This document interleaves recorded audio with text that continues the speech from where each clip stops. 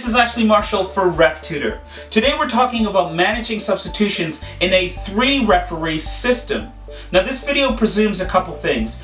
First of all, that you've watched my video about substitution procedures. And secondly, that you are aware of the competition rules for substitutions. In other words, is it a professional game where substitutions are allowed pretty much on any stoppage in play? Or does your league or club limit substitutions to kickoffs and goal kicks and throw-ins only? Now, in terms of managing substitutions in a 3-referee system, the first and important rule is that substitutions are managed personally by one of the match officials. That might be AR1, who has the first priority to always be there to manage, or the lead referee if they happen to be closer. Now, how do we determine which referee actually manages a substitution? Well, I would recommend that if the referee is going to be closer, that the referee goes and manages the substitution themselves. I find that when refereeing, if the restart is a goal kick, my position as lead referee is going to be near the halfway line. So it makes sense then that I would manage that substitution.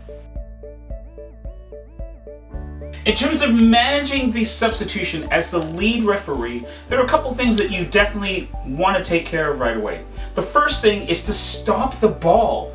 You want to prevent a restart from happening behind your back because you've turned to manage the substitution or to observe the substitution that your assistant referee is managing for you. So always stop the ball, indicate to players, hey, wait for the whistle. Or it might be your voice to the keeper, keeper, on the whistle please. Either way, make sure that the ball doesn't get into play without you being there to observe and manage it. Once you've done that, then you can indicate to the benches that the substitution may take place. Okay, that might be a whistle. It might be simple one-hand signal, or if you're closer, it might be a signal like this.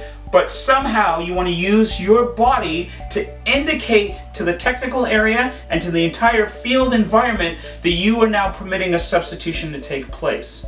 Now, if you happen to be close, which I always think is a great idea, again, any chance I get as the referee to manage the substitution myself, I love having those little opportunities to be a presence with the technical areas and with the coaches.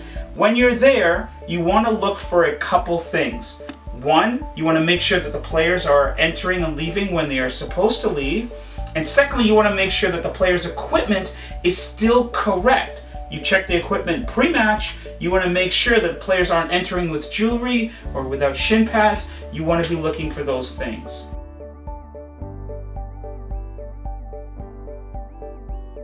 Now, whether you're assistant referee 1 or 4th official, your job in managing the substitution on behalf of the referee is a couple important things. One is that your body is physically there at the halfway line to manage the substitutions.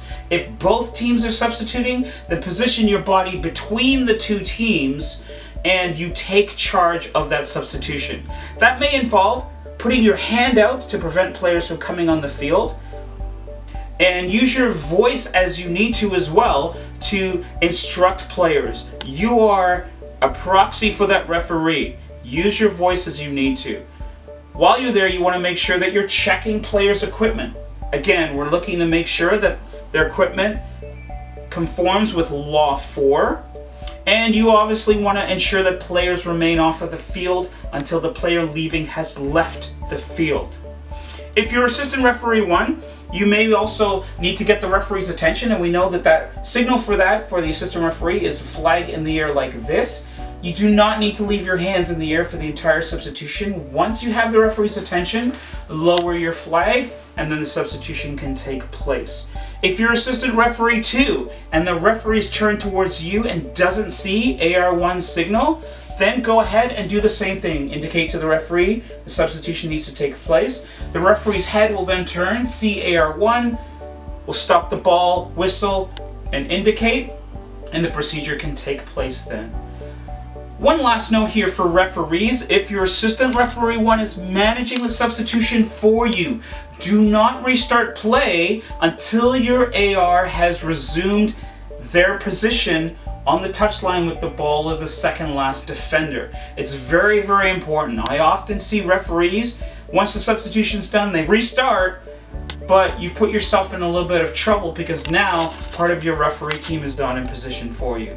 This has been managing substitutions in a 3-referee system. Thanks for watching.